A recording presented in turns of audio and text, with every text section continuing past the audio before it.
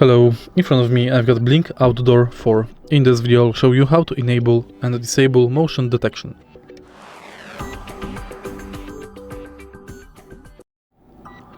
In the beginning, let's go to Blink app and tap 3 dots button next to the camera. Tap on motion detection to enable it.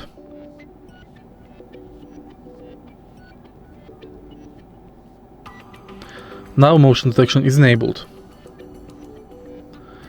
Thanks to motion detection, you will get notifications whenever your camera detects motion. If you find this video helpful, please leave like, comment and subscribe.